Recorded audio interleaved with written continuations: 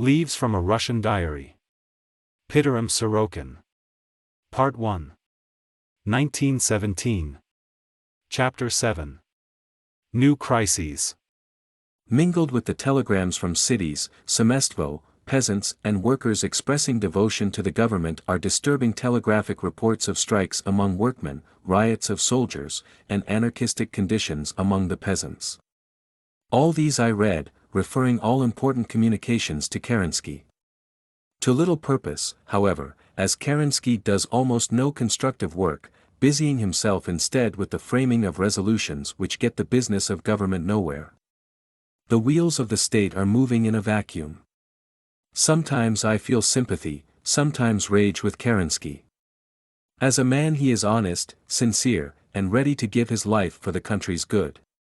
But he is incompetent, weak-willed, and without mental direction. He knows nothing whatever of the art of governing and imagines that he is doing great things when he makes paper plans for the abolishment of capital punishment in time of war and revolution. Force, coercion, and cruelty are abhorrent to him, and he believes that it is entirely possible to rule by kind words and lofty sentiments. Above all, he seems to revel in the consciousness of his own purity, humanity, and high idealism. A good man, but a poor leader, in fact a perfect type of the Russian intelligentsia. I have concluded that I shall be most useful giving most of my time to the newspaper and the Soviet, reserving 1 or 2 hours a day to work at the Winter Palace. Within a few days I found this decision well justified, for another crisis was plainly approaching. Again sleepless nights, fruitless debates, and endless divisions in the government. In order to establish some kind of stability it was voted to summon in Moscow an all-Russian conference of all social classes, groups, and organizations. This conference scarcely might bring serious results, but the government has pronounced the Bolshevist newspaper, Pravda, an illegal publication, and has succeeded at last in expelling the anarchists from the villas which were seized by them. At the same time these villas, or some of them, are being reoccupied, and other elements, conservative citizens, capitalists, patriots, military men, and intellectuals, are joining the radicals in ill-concealed contempt for the government. A new center of social forces to put an end to anarchy is called for. Pray God that it may not come too late. A few hours ago we left Petrograd for the All-Russian Conference in Moscow. The morning before leaving I had a very interesting conversation with Kerensky. As I left my office in the Winter Palace to go to his study in an adjoining room, I met Professor Kokoshkin, Minister of Social Welfare, just returning from an interview with Kerensky. Seeing that he was laboring under great excitement, I asked, "How are you? What is the matter?" With a hopeless sort of a gesture he replied, "We, the ministers, members of the Constitutional Democratic Party, have just tendered our joint resignations. It is impossible for us longer to endure the present situation." "But this means a new crisis in the government," I protested. "It does indeed. Perhaps it means something even more serious," he muttered, walking on. Entering the study, I found Kerensky pacing the room in great agitation. "This is terrible," he exclaimed. "To resign the day before the conference is simply a crime. Have you seen Kokoshkin?" "Yes, I have just seen him." "He has handed me his resignation in the name of all constitutional democratic ministers," blurted the Prime Minister. "What reasons did he give?" I asked. "Reasons? Why, those men are demanding immediate militarization of the railroads, ironclad discipline in the army, limitation of Soviet interference in governmental functions, and even, if necessary, dispersal of the Soviet. Briefly, they think a dictatorship may be necessary. This might not be so bad, if it could only be accomplished, but I have my doubts about that. As a fact, the thing is absolutely impossible. Where are the forces through which we could execute such a plan? Nowhere. They accuse me of inefficiency, they think I am ambitious for power. Fools. If I could only resign, get away from all this and retire to some quiet village, I would be the happiest man in the world. But to whom could I resign my office? Where is the man? I know they are plotting against the government. Days ago this same scheme was proposed to me by Savonkov, then by Kornilov, and now Kokoshkin proposes it. God knows, if I could see any possibility of its realization I would welcome it with all my heart, but I know that the first attempt to put it into execution would result in new and more terrible riots. Perhaps it would, I said, but what hope do you see in the present situation? Continuation of this state of things is bound to end in anarchy and chaos. I see that clearly, said Kerensky. But I know that their plan would result in immediate anarchy, whereas time may bring us some solution. At least the ministers should have waited the results of the Moscow conference. Ah! He exclaimed. If you knew how tired I am with all this hopeless striving, this watching the state drift on and on towards the abyss. It may be, I said, that if we abandon the war, give the land to the peasants, make all possible concessions to the working classes, we might avoid the final catastrophe. All this is impossible, too, was the despairing reply. A separate peace would be shameful. No, no. Better perish with honor than with infamy. Deeply moved, I left Kerensky alone in his study.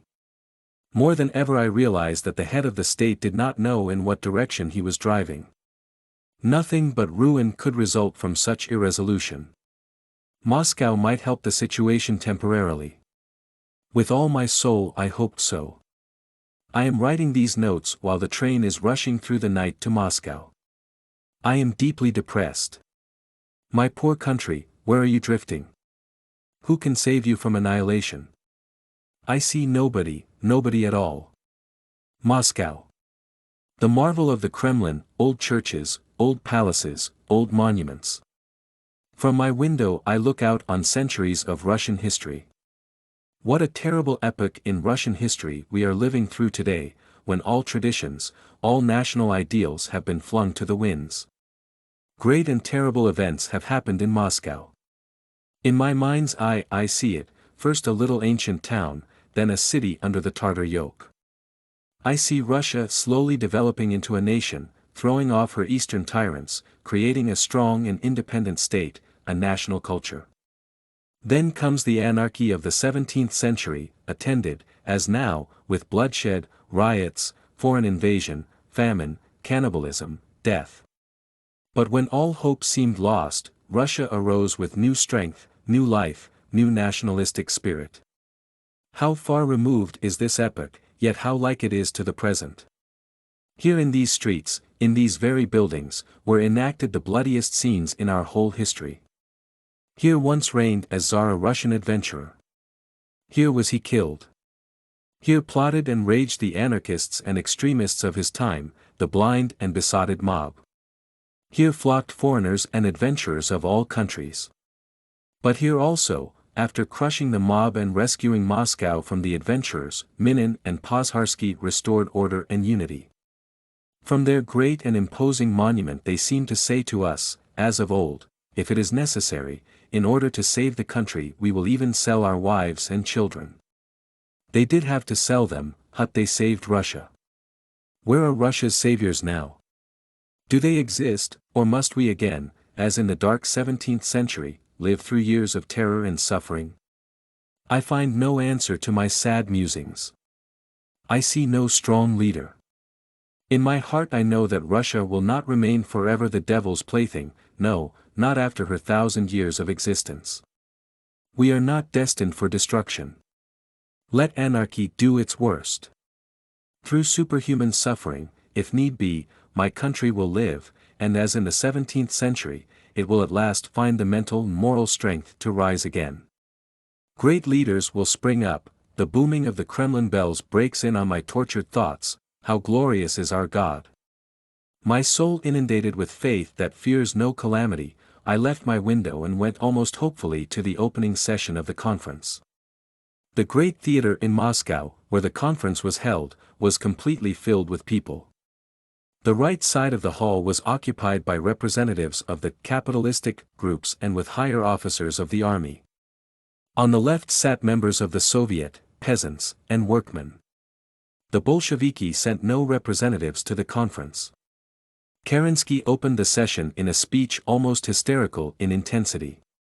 He harangued the left as well as the right plotters, threatening to crush them pitilessly, but behind his threats no one felt any force. Hamlet wavering to and fro, such was the impression Kerensky created. Many representatives spoke, and an appearance of harmony was at least effected. As a leader of the left-wing Tsereteli and Bublikov, prominent representative of the bourgeois side, solemnly embraced, indicating an alliance between the two parties.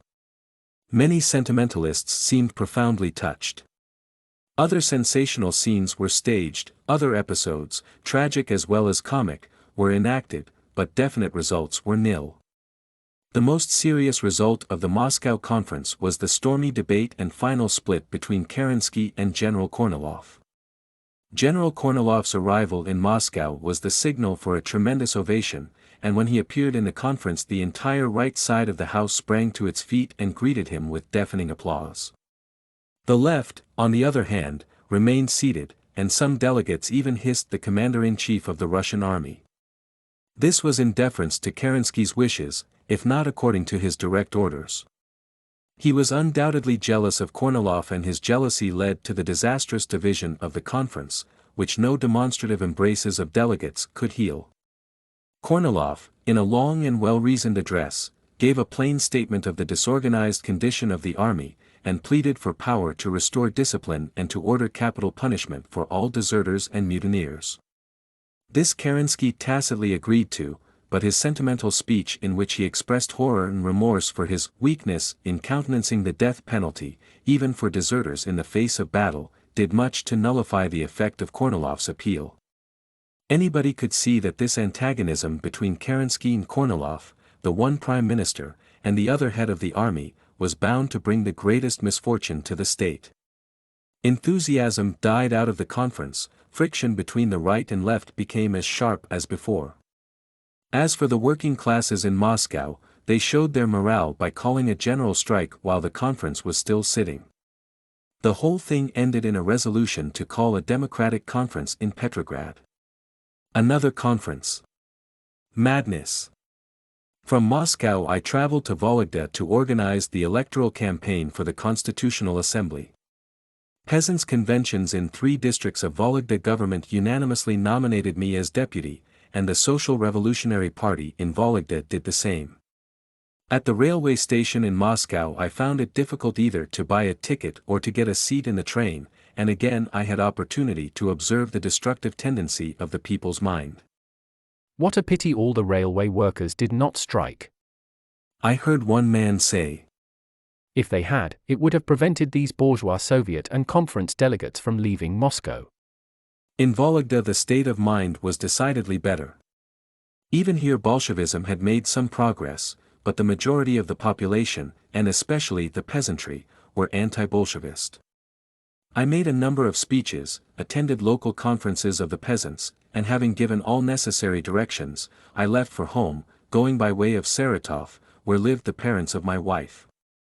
Before leaving Vologda I talked with Mr. Ilyeva, who had suddenly embraced Bolshevism. I asked him his reasons, whereat he became so embarrassed, so confused and illogical in speech that I said, "Do not try to invent motives. You believe that the Bolsheviki are in the ascendant and you want to ensure your life as well as your career. Is that not the case?"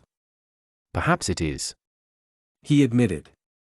The train to Saratov was overcrowded with the same disorderly, mannerless, and unclean set of travelers. Obscenities and vile language seemed their only expression. In spite of myself I could not avoid hearing their conversation. Eh? Let the officers do the fighting themselves, said a slovenly soldier. I don't care who wins the war. It's only for a lot of capitalists anyhow. But how about Russia? Who will defend it from invasion? Asked an old peasant. Oh, my house is far from the front, replied this patriot. The Germans will never get to my village. Let those fight who want to. I don't, and that's all there is to it. But in old times our soldiers thought another way, persisted the peasant. I am an ignorant old man. I do not understand all this revolution, but it seems to me. And he waved his hand. That this will end badly. Badly, badly. he repeated, as though to himself. Traveling in these days was exceedingly uncomfortable. Crowded in a corner of the compartment, my neighbors and I could neither move nor get out into the corridor.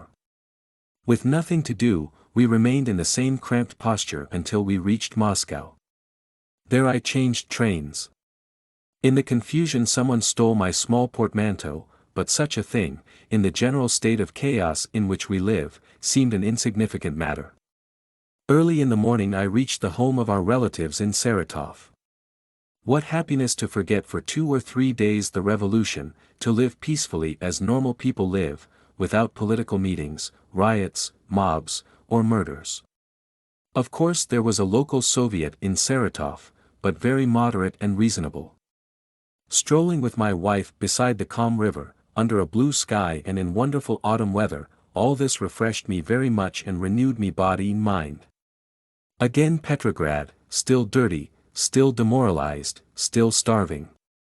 The political situation has become worse, and the moment for crushing anarchism, I fear, has definitely passed. The German army is advancing, and our own army is on the brink of collapse. Soldiers' deputies clamor at the doors of the Soviets. Give us peace, even a shameful peace. We can endure no more. If you don't declare peace, we will make it ourselves. The Bolsheviki with intense energy spread anti-war propaganda under the camouflage of demands for bread, peace, and liberty. In desperation all patriotic elements of the country have organized, not only against the Bolsheviki, but against the Soviet and the shadowy government. The government, as a matter of fact, has practically ceased to function. A new calamity is on the way. It happened at last, the catastrophe, the titanic cataclysm. On August 26, Kornilov began it by marching an army on Petrograd with the intention of overthrowing the Soviet, and the government, and making himself dictator. This, at least, was Kerensky's version of events. But to me Kornilov appeared less culpable. There must be a misunderstanding, I told Kerensky. Was it not you, yourself, who ordered the military forces to be sent to Petrograd to check the threatened uprising of the Bolsheviki? Surely Kornilov is simply obeying your orders.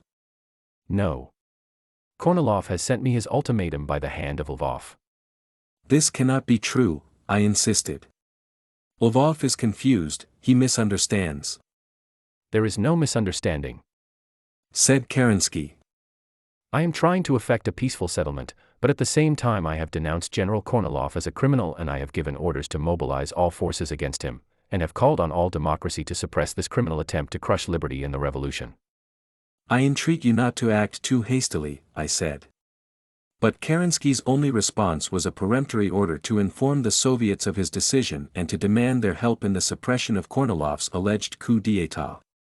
Very much disturbed, I went out, fairly dazed by the desperate crisis we were facing. I knew that the relations between Kerensky and Kornilov had long since reached the breaking point and that Kornilov's group of non-socialists were absolutely opposed to Kerensky's government, which they charged with the guilt of Russia's rapidly approaching disintegration. Kerensky, on his side, characterized Kornilov and his following as traitors against the state.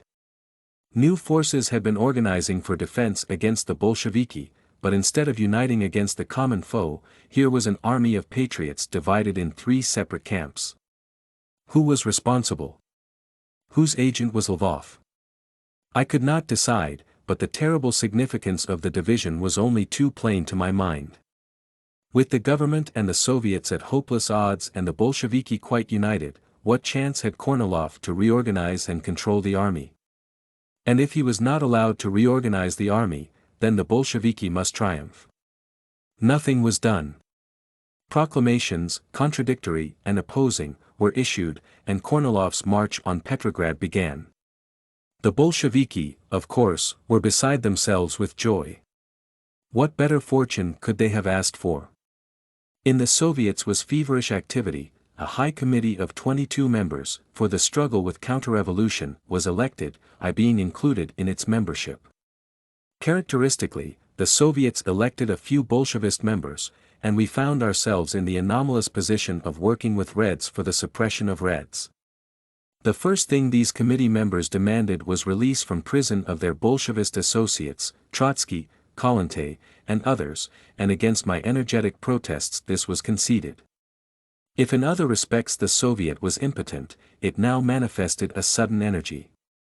Warships and sailors were summoned from Kronstadt, regiments were put in battle position, and scores of propagandists were sent to meet and to demoralize the troops of Kornilov. The Bolshevist Ryazanov was one of the busiest members of the High Committee, writing proclamations and issuing bulletins. One of the members observed, Who would ever believe that Ryazanov and Sorokin would ever be seen working together? Myself, I find this encouraging. But I did not feel particularly encouraged. My only thought was that revolution, like politics, sometimes makes strange bedfellows. Kornilov's army continued to move on Petrograd, and there seemed grave doubts as to whether the disorganized troops of the Soviets would be able to cope with seasoned veterans. A revolutionary armed force is poor material against disciplined soldiers, and we trusted more to our propagandists than to our soldiers and sailors. Among the citizenry the approach of Kornilov aroused both hope and fear. Some regarded the general as a liberator and a savior, others looked upon him as a pitiless dictator. One after another the timid members of the government, looking to their own safety, whichever party won, resigned their portfolios. Of Kerensky's most trusted lieutenants only Skobelev and Aleksandrovich, socialist ministers of labor and of the interior, remained. All others simply deserted, some resigning, others leaving without formalities of any kind. I found Kerensky sitting alone in a corner of the military staff headquarters, bowed with chagrin and disappointment. He looked like nothing but a deserted child, helpless and homeless. Yesterday a ruler, today a forsaken idol, he sat face to face with ruin and despair. I thought that now he regretted his many mistakes, and especially this last fatal mistake of his quarrel with Kornilov, commander-in-chief of all the army that remained to the once mighty Russia. In this hour I felt for Kerensky boundless pity, and I made my latest news as encouraging as possible, assuring him that all might yet be well. All that the Soviet could do would at least be done to save the situation. Leaving the room, I met Aleksandrovich, Minister of the Interior. Mr. Minister, I jokingly addressed him, as one of your loyal supporters, I venture to beg your protection in case Petrograd is taken by General Kornilov. Meanwhile I should be grateful if you would assist me to some safe shelter for tonight and tomorrow. If I, myself, knew of such a place, he exclaimed, I would seek it myself. Any moment I expect a rest. What about going home with me? I asked. There I think we shall both be safe for the night. I accept gratefully, replied Aleksandrovich, and at the spectacle of a minister of the government and a secretary of the prime minister in such a plight we both burst into laughter. The night passed without event, and next morning Aleksandrovich went to his office and I to the Soviet. The High Committee had received information that our propaganda had been so successful that Kornilov's troops were already wavering and showing reluctance to continue the march to Petrograd. 2 or 3 hours later came definite assurance that the Kornilov army was on the point of mutiny. Next morning General Krymov, commander of the counter-revolutionary troops, came to Kerensky, and after a short conversation went straight out and shot himself dead. The whole Kornilov affair was to me a tragedy. His motives and those of Krymov, his chief aide, were absolutely pure and patriotic. They were in no sense counter-revolutionaries. Now the triumph of Bolshevism was merely a matter of time. The government, having lost the confidence of all non-socialist groups, now hung by a hair and its downfall was imminent, although it still clung to the Democratic Conference as a last hope. After that, things went swiftly to the devil. The Bolshevist leaders had been set free, their army was ready, and thousands of workmen and criminals daily marched the streets armed and equipped for battle. From Kronstadt, Viborg, and other places on the front, massacres of officers were daily reported. The Democratic Conference was held, as planned, the Alexandrinsky Theater full of representatives. While the tempest gathered without, these men once again indulged themselves in endless polemics.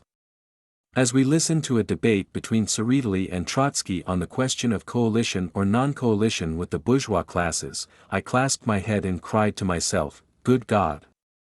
Are we in the Academy of Sciences? All around us men babbling party politics, and around us the hurricane." By my side sat Marie Spiridonova who, in spite of greatest difference in opinions, is my friend. You are conservative, but I like you. She said. I like you, also, I said, but I believe you and the Bolsheviki are about to plunge the country in ruin. Why so? The dictatorship of the proletariat and the abolition of capitalism is bound to bring happiness to the people. When you see how it turns out, I am sure you will join us. More likely, when you see how disastrously your policy results, you will join us, I replied warmly.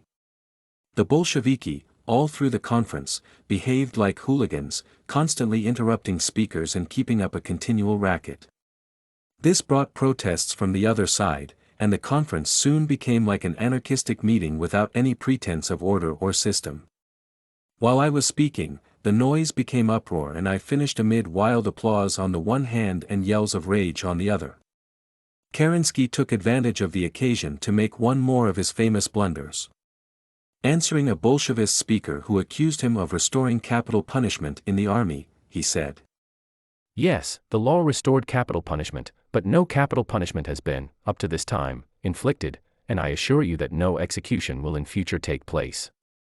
No blood is upon my head and no blood will be. I am stainless. This speech accomplished nothing except to counteract the effect of a salutary law, and it clearly illustrated Kerensky's readiness to sacrifice the interests of the state to his own cherished reputation as a humane and generous leader. Nobody who heard it was deceived. The conference broke up after voting one more convention, this time a Soviet, or Council, of the Russian Republic, which would be a temporary parliament until the opening of the Constitutional Assembly. I was elected a deputy to this shadowy parliament, but I was not flattered. To the congratulations of my colleagues in the office of the will of the people, I exclaimed, to the devil with all these councils of the Republic, conferences, and Soviets. It would be better if we mobilized 100,000 good soldiers, under a strong leader, whose first act would be to shut us all up in lunatic asylums. You are angry because you are hungry, laughed Mr. Argonov. Let me present you with a loaf of good bread and then you will feel less pessimistic. I wish all the people had bread, I said soberly. Then they as well as I would be more moderate. That is right, Sorokin, but alas, it is impossible. Then let us all be angry, I rejoined. I have begun to study more intensively the great French Revolution. How history repeats itself. Who are we but Russian Girondists? What will be our fate? Their own. What will happen to the fatherland? Probably the same horror of bloodshed and destruction, without any of the military glory that followed France's political and social upheaval. I have to endure the sight of my wife and all our friends suffering from slow starvation. None complain, but by gay conversation we try to forget the lack of food in our stomachs. Well, it is discipline of a sort. The Council of the Republic opened, and from the dignity of its first debates a foreign observer might almost believe it a real parliament. The government participated in the opening sessions and in the debates which followed. But to me the whole proceeding had the aspect of a drama of revolution with half-grown children as the players. Sometimes, listening to endless discussions of this or that trivial question, I lost my temper and spoke angrily.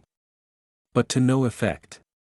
The Bolshevik delegates, after a declaration of their extreme program, left the council in a body.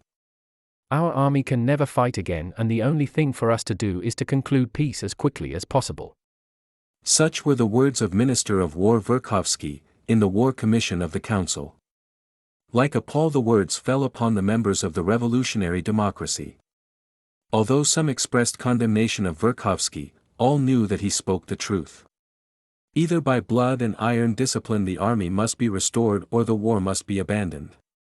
Democracy will tolerate neither iron discipline nor continuance of the war.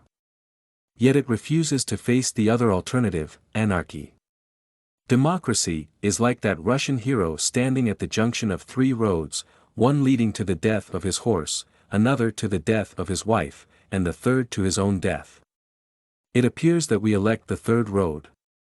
Again endless governmental crises. Again sleepless nights in the Winter Palace and the Soviet. Just now it is a question of appointing a Minister of Agriculture. Who do you think might fill this place? Asks Kerensky. Well, if the man must be a socialist, why not Oganovsky? I suggest. Good. As a specialist in agricultural economy, and author of a book crowned by the Academy of Science, he is just the man. Please go to him at once and offer him the portfolio. Says Kerensky.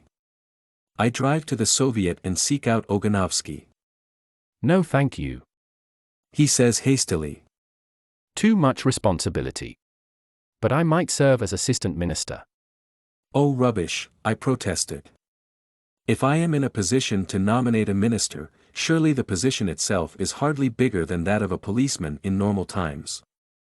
Nevertheless, I don't feel like taking it. With this news I return to Kerensky, whom I find reposing on a sofa. Well, he says wearily. Somebody has to be appointed. Make a suggestion. We might try Sem Maslov. Sem Maslov. Good. Go and convince him. Again I get into Kerensky's motor car and drive to the Soviet. Maslov at first refuses point blank, but finally he yields to my persuasions. You must make one condition. Comments a friend of us both who is present. Maslov must cut his hair and buy a new cravat. Look at him. In such disreputable clothes he is an impossible minister. A revolutionary minister may wear any cravat he likes, I declare with a laugh. He may even dispense with a cravat altogether and appear only in his trousers. We shall all probably reach this stage very soon. This whole performance is characteristic. In revolution, power lies in the street for anybody to pick up. My own position as a maker of cabinet ministers would be ridiculous if only it did not foreshadow a tragedy. Well, on with the play. In all regiments the Bolsheviki have organized military committees of the revolution. This means new uprisings. I have bought a revolver, but would I shoot anybody? I do not know. In view of the coming storm, Kerensky has demanded of the Council of the Republic full and unequivocal support. The socialist majority again has shown indecision. Instead of immediate action they begin their usual long debates, with the usual inasmuch as. Hopeless. Hopeless. Kerensky I cannot understand at all. He sees clearly the approaching Bolshevist revolution. He knows that the government has no loyal troops, yet today he spoke in the council assuring the members that the government is ready for immediate suppression of the revolt. Does this indicate utter imbecility or belief in his own lucky star? I am at a loss to know. By thousands people are fleeing from Petrograd, and indeed why should they remain? They face starvation if not massacre by the Bolshevik mob. I advise you also to go, said a friend to whom I bade farewell at the railway station. Get away as soon as you can, for a little later you won't be able to leave. But leave Petrograd now I must not and cannot.